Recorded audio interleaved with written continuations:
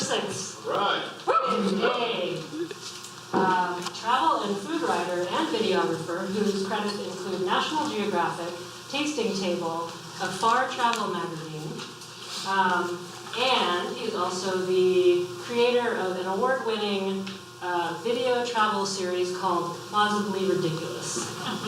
Everyone, please give a big warm welcome for Erik Trinidad.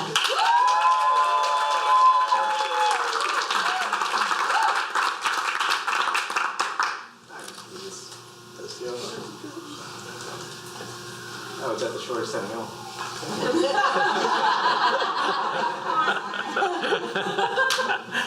So I've eaten a Frankfurter in Frankfurt, Germany. I've had a hamburger in Hamburg. And once I traveled to this little village in the English countryside called Sandwich, and I ate a sandwich. What can I say? I like puns when I travel. I mean, even here, recently I rode my bike across the Golden Gate Bridge to the little town over there with a pack of Pepperidge Farm salsa liquid. Someone once told me that these aren't actually puns; they're cases of situational irony, whatever that is. So anyway, in my quest for the ultimate in situational irony, I decided that I wanted to watch the movie Gorillas in the Mist, amidst gorillas in the mist.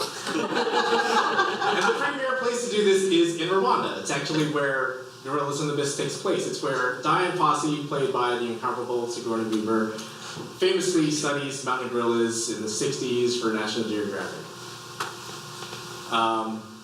Rwanda may have a negative association to a lot of people because of that whole genocidal civil war they had in 1994. But it's been over 20 years since then, and a lot's changed. It's vastly improved. When Black Panther came out, and everyone's talking about how ideal this fictitious Wakanda is, Wakanda forever. I was like, oh, it's kind of like Rwanda. I mean, they don't have flying spaceships or anything, but it is actually a fairly, comparatively speaking, progressive thinking, forward-thinking country. They, I believe, most of their parliament is female, and they've banned plastic bags years ago, and the place is spotless. I mean, they have these compulsory cleanup days, I think once a month, and everywhere you go, from the city to the countryside, it is literally litter-free. But, I mean, that's one reason to go, that's one of the attractions. But the main reason is the gorillas.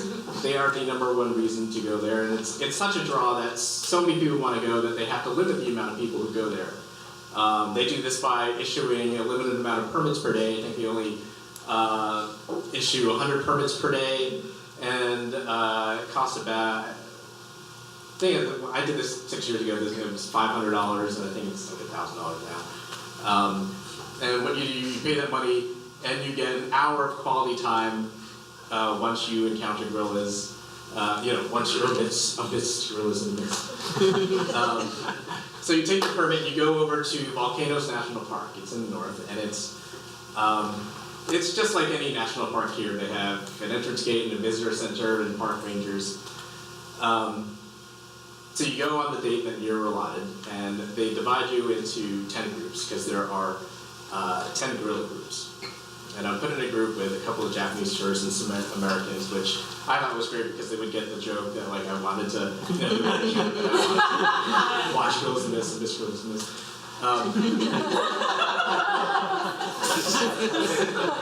Totally funny. There's a briefing. We were briefed by a Rwandan man named Oliver. He's a park ranger in a green uniform, and he tells us what's about to happen. We are going to drive maybe half an hour to a trailhead, and then hike through some farmland, and then be in the jungle, and hike through the jungle until we encounter the gorillas. And he tells us the rules. Once we get there,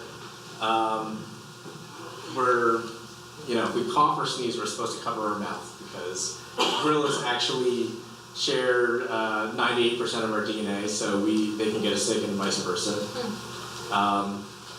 We're not allowed to approach gorilla within 7 meters. But if a gorilla approaches you, that's okay because, as Oliver puts it, they don't know what 7 meters is.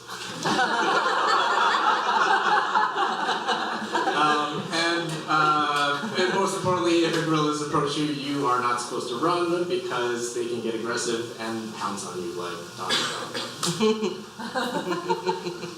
So we go into the jungle, we drive to the trailhead, and we're hiking to the farmland and eventually get into the jungle.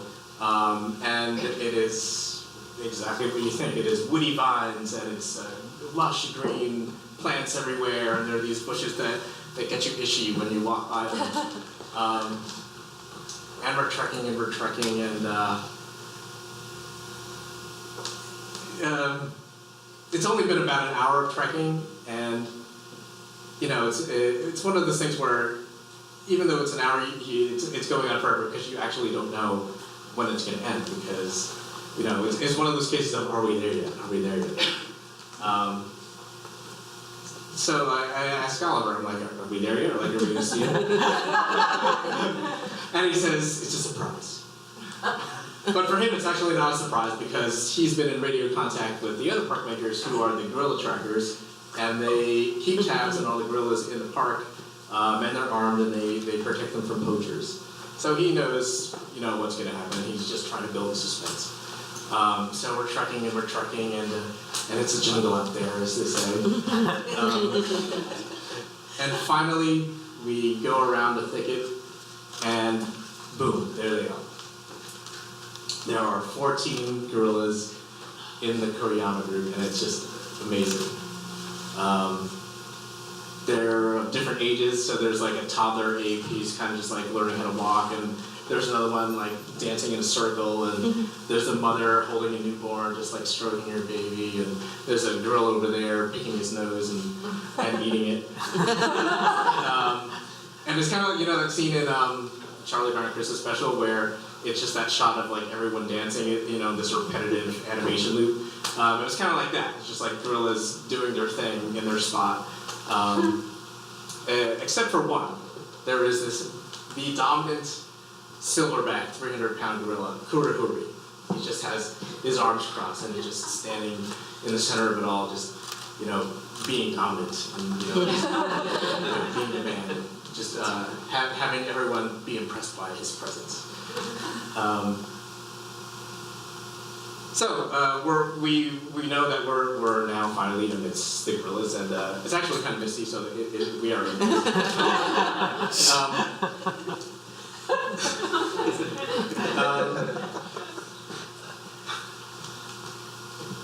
We know we only have an hour, so everyone's taking pictures, and it's just amazing because this is actually it is a once in a lifetime experience with with that 50 feet. We're not going to do that again.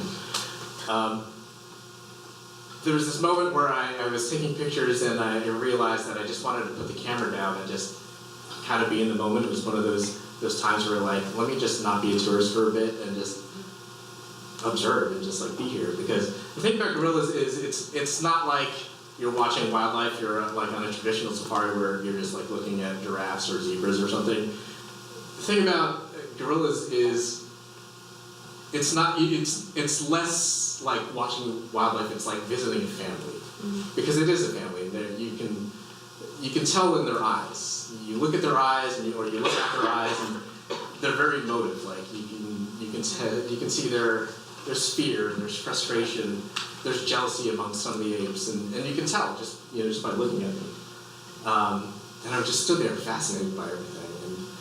And maybe it's because I wasn't taking pictures that Kurihuri, the big dominant silverback who wants the attention, I'm not giving him any attention, so he gets out of his stance and he starts walking, and I'm like, oh, okay, what's going on here? And I see that he's walking right towards me.